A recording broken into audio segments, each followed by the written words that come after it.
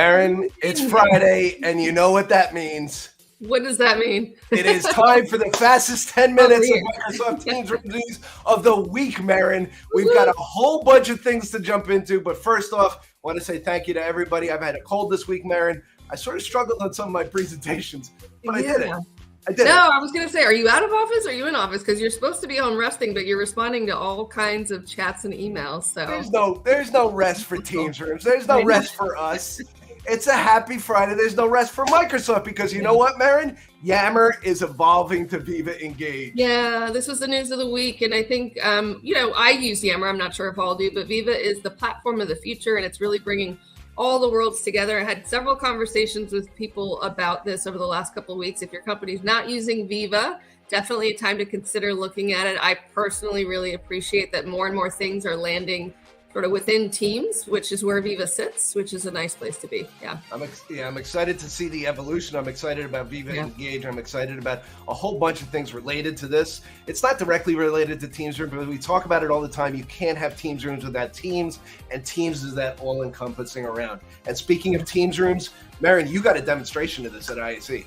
This was one of my favorite demonstrations because it was very exclusive. You had to wait in like a red carpet line at IAC to get behind a door to see a demo of this spatial audio experience, and it was awesome. It lived up to the hype. There were several other rooms that you could walk through, but this, of course, was my favorite, and really just gave a good demonstration. I personally had not witnessed it in person myself before, so I felt like spatial audio for me is a really nice, exciting thing for AI audio in the future, and really good first taste of it. Yeah. I talk about it on some of my presentations. The idea of spatial audio is if you're on the left-hand side of the screen, your audio is going to come out of that left-hand side, making it more instinctual and natural. Again, one of the pillars of Microsoft Teams Rooms is inclusivity and bridging that gap between in-person and remote. And thank you to our friends at QSC for actually demonstrating it and showing it that it's real. And like you said, Mehryn, when you experience it, you realize how good it is and how it moves forward. Now, spatial audio is one of those things.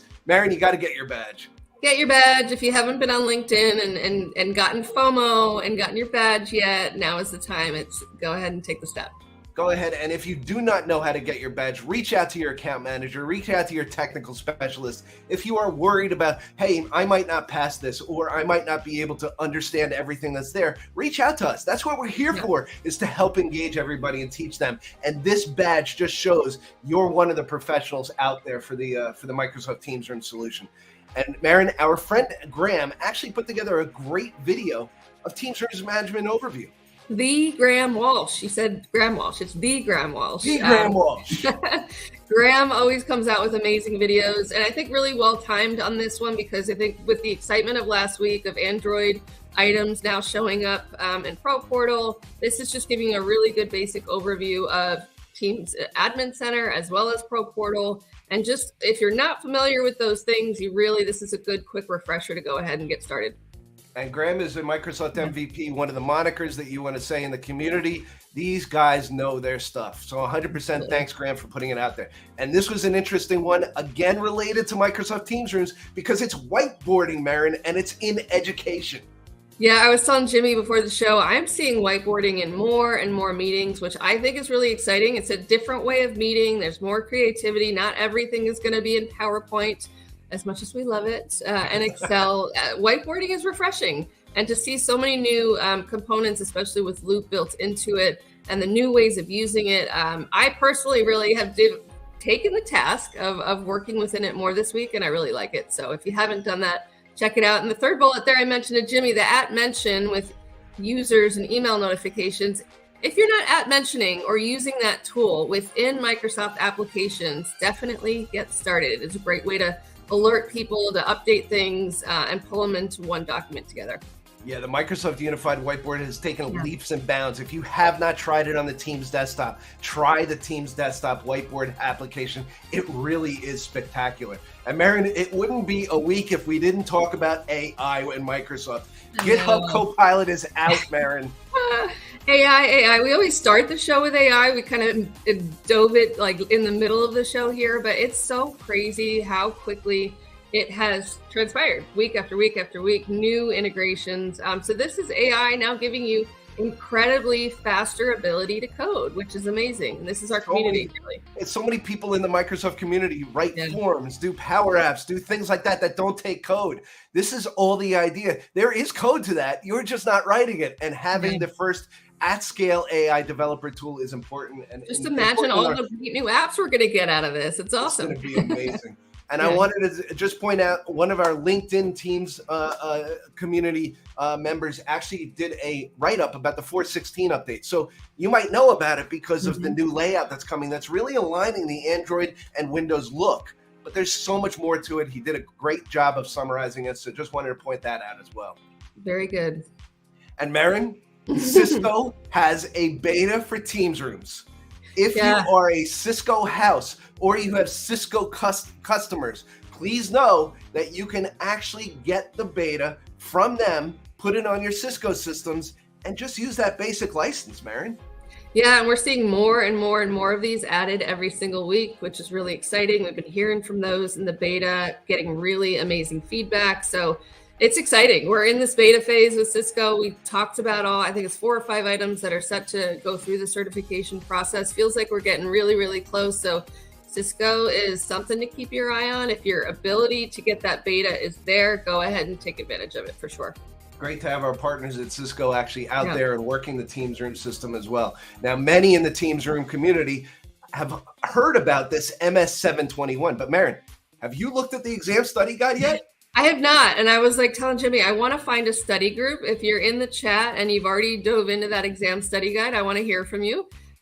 This is an area that I'm really interested in. I think it's not just Teams Rooms, which is exciting. It's sort of upscaling our knowledge to not only include rooms, but we're looking at phone, PSTN, Pro Management Portal, PowerShell, Teams Admin Center. These are things that really are essential to the modern work portfolio within Microsoft. So I'm excited to dive in here and learn a little bit more. We're looking for study guides, more and more study guides and tips.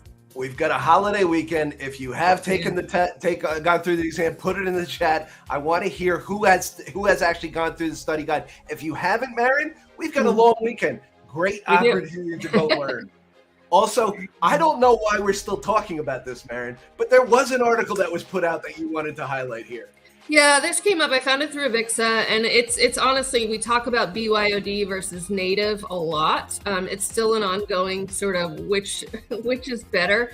And this article just sort of highlighted a lot of the pros to native. There was very few bits on the cons, but it's just interesting that it's still an ongoing conversation. A lot of it was around flexibility and usability across platform. I think we just touched on Cisco, the ability to do those meetings on Microsoft Teams Rooms, lots more flexibility cross-platform than even existed 6 months ago, even just using direct guest join. So really, it's still an ongoing conversation, still happening out there. I thought it was an interesting article to just take a look at. It's been amazing to see it. So. Yeah.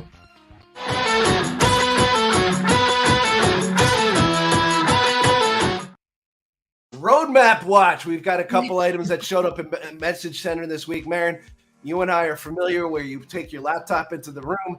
It hasn't happened to me in a very long time, but I know it's still happening, and I think we're going to make it better with this Message Center update that's coming via Roadmap ID. We love Roadmap. We embedded at the very end of the call to keep you in here. But in my mind, it's like the howling sound is similar to like what we used when we were dialing up the internet with AOL. Like hopefully our kids will never have to hear that sound ever again. But exciting. You've got mail, Mehryn. You've got mail. AI helping us out here. Also, there was another Message Center idea that had to do with licenses. If you've been around here, you know that there was a new license rollout back in September. This is just alerting you to many things that are happening, including that update that's happening in July, Mehryn. Yeah, so July, if you have a individual user license, E3 or E5, and you're using your Teams Rooms with that will no longer function starting July. So if you have a customer, they will be seeing updates in the Teams Admin Center. We're going to be pushing out a lot of communications over the next several months to make sure that they're aware and they don't wake up in July and say, oops, my room doesn't work. Also going to be pushing it to the user station as well. So lots of updates. Keep your eye out for those.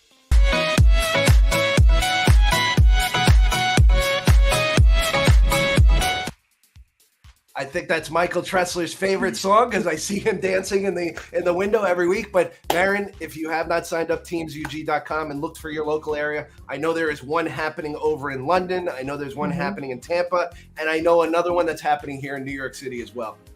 Yep, free lunch or dinner. We covered it last week. If you haven't, it's just a constant reminder. There's other users like you out there. Go find them and learn more. Yeah, and also I'm going to be in New York City March 7th for the NEAT event. A couple of great events happening in Arlington and St. Louis coming up as well. But Mehryn, I am most excited for Monday because we got 99 problems and MTR ain't one. Oh, that's a good line. Well done. I love Mo Mondays. I think Monday is a holiday here in the U.S., but I will be tuning into that. I cannot wait for that format. Mo does an amazing job. If you were at ISE, he was on stage doing some of the sessions. And so this is a great highlight for one of our very special champions out there in the Teams Rooms world. So make sure you flag that. And actually, if you want to find it, it's in Teams Rooms Tech Talk, our favorite channel where you can find all of our shows. You can find it there and subscribe.